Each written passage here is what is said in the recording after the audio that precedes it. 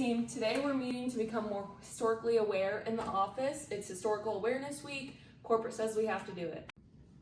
Who's corporate? Isn't it just us? Historically aware of what? Well, to start the week, we're going to talk about Holodomor.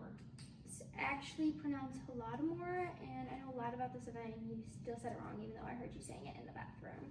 Okay, well, you can help me. I guess to start, let's just say it was a tragic famine that happened in Ukraine in the 1930s. It was also known as the Red Famine. Okay, and look at you, smarty pants. And this affects our business how? Yeah, why do we need to know this? The 1930s were like 100 years ago. Well, this is significant in Ukrainian history. It shows their identity and how they fought for their independence from Russia. Some people think that this was a natural disaster. But it wasn't. This was caused by Stalin. Yes, it was a man-made famine based on Stalin and his troops coming in and taking away people's food and grain and essentially sealing off borders of Ukraine so that people can't get in or out and punishing people for not meeting these unrealistic quotas. Okay, I have an interactive activity to help you guys better understand this historical event.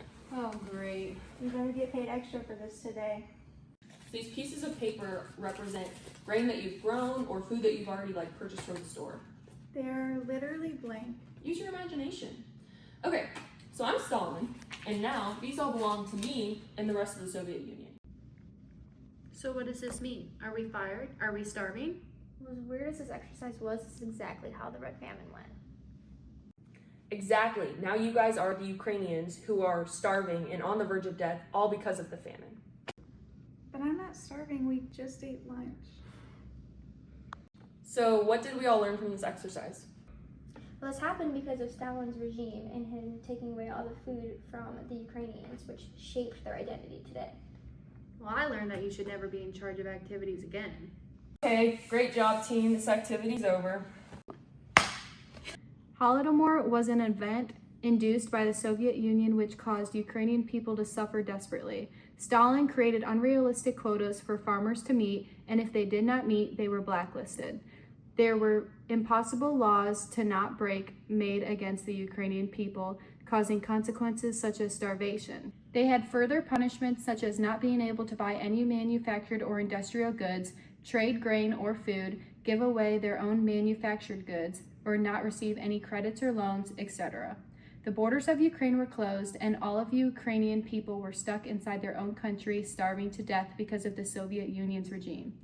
This event significantly exemplifies the Leninist Soviet regime and how they justified major atrocity because it was against their ideological enemies, exemplifying their ideology in action.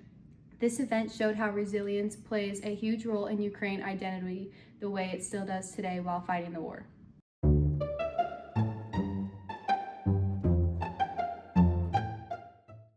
Okay, team, on our path to becoming more knowledgeable, today's topic, Chernobyl.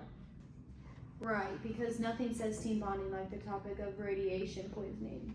Hey, I'm glad we aren't talking about the famine anymore. Guys, Chernobyl involved real people, workers, communities. This was a real tragedy, and Ukraine as a nation still carries that pain today. Exactly. Thank you. Hey guys, it wasn't just a nuclear reactor meltdown. Workers at the Chernobyl plant who were underqualified for their positions risked their lives in a number of ways to try to contain the disaster. Under Soviet rule, they had to do everything they could to try to mend the situation, but ultimately, many people died from radiation exposures. What about their families? Didn't most of the workers have family in Pripyat? And their families weren't told the truth. Even though the workers were being sent to the hospital, officials insisted that everything was fine. So civilians were just suffering in silence? That's exactly right. Once they were eventually evacuated, they were told it would be temporary, so they left everything behind. Imagine being told to pack for a few days and then never coming back to your home.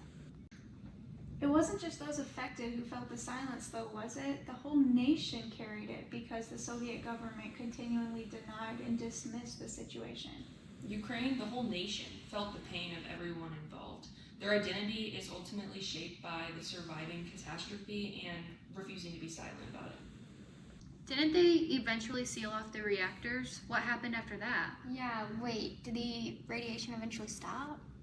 Well, the radiation didn't just vanish. The aftermath actually lasted decades, and a lot of the civilians suffered severe health effects. Many of them still struggle with chronic illnesses and fear today. Yet they still kept going. That's so inspiring. We could learn a thing or two from Ukrainians. The Soviet Union justified atrocities against civilians connected to Chernobyl. There were many harsh and unattainable deadlines set that continuously got pushed back, and the pressure to launch reactors before the end of a given year was enormous. The goal at the time was fast industrialization, which meant setting extremely unrealistic quotas.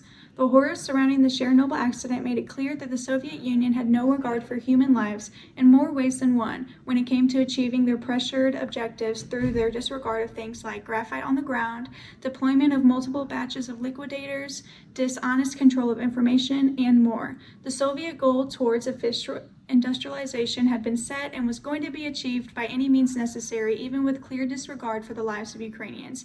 Ukrainians were left to carry the weight of illness, displacement, and silence long after the reactors were sealed. Yet, from this catastrophe emerged resilience. Ukraine as a nation transformed suffering into strength, shaping a national identity built on overcoming adversity and refusing silence.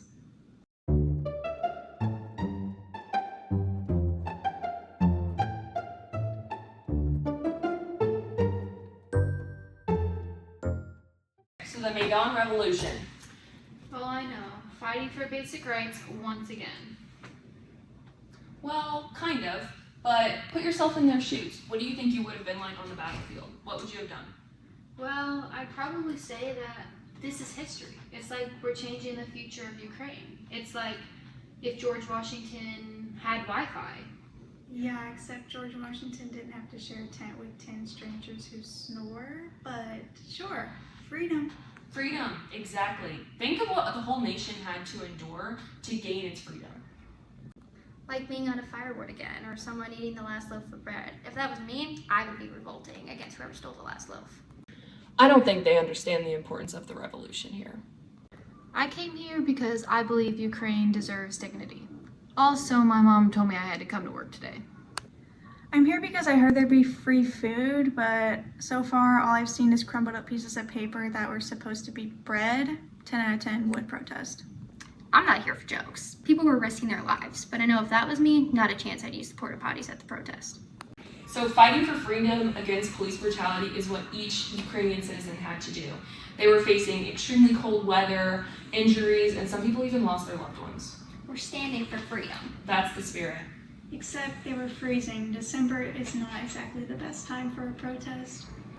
If I were there, I would try to keep morale high. If people believe in the cause, they'll stay strong. Also, I wrote out motivational quotes on the cards from Gandhi, Churchill, and Beyonce. You know, the classics. This one says, never let them steal your vibe. I'm pretty sure that's not Churchill. Sticky notes don't stop riot police, but hey, if Beyonce says we can win, then we can win. Although Beyonce probably would have helped Ukrainians fight for their freedom, let's try to focus on what actually happened at the protests, which happened in Kyiv, the capital of Ukraine. Stop with the nonsense. We would have actually needed to fight to save our nation. You're right. All together now? Glory to Ukraine! Glory to our heroes! Slava Ukrainia! Heroim Slava!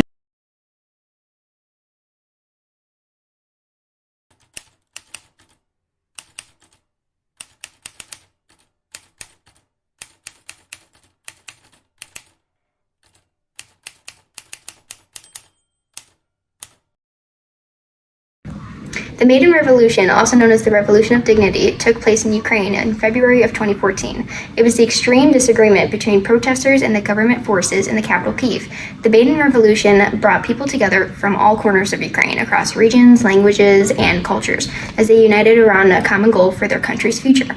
That sense of unity helped become the driving force behind efforts to rebuild and strengthen Ukraine's institutions, especially in the face of the outside threats like Russia's invasion of Crimea and the conflict of Donbass. Globally, the movement sent a clear message that Ukraine was ready to stand as a sovereign, democratic nation aligned with Western values by utilizing a political community shown through protests and the Maidan Revolution. It sent a clear message that no matter what the government attempts to impose, citizens will not tolerate brutality or aggressive efforts to control them at all. The resistance speaks to a collective demand for dignity, justice, and accountability to form a strong Ukrainian nation. Holodomor shows how authoritarian power uses fear and control. The deliberate starvation of millions of Ukrainians under the Soviet regime was an example of fascist oppression. They targeted a group's autonomy, punished their cultural identity, and used terror to enforce obedience. The Chernobyl disaster reflects the inherent flaws of a communist regime. Communism prioritizes secrecy, unquestioned obedience, and the preservation of state image above human life. Chernobyl isn't just about a reactor failure, it's about what happens when a system values authority over honesty and human life. The Maidan Revolution highlights the theme of identity, specifically the identity people choose for themselves. This movement was grounded in democracy, dignity, and national independence, showing a collective determination to define their country on their own terms. When you look at these events together, we can see that Ukraine as a nation has survived oppression, uncovered truth about tragedy, and ultimately risen to assert its own identity.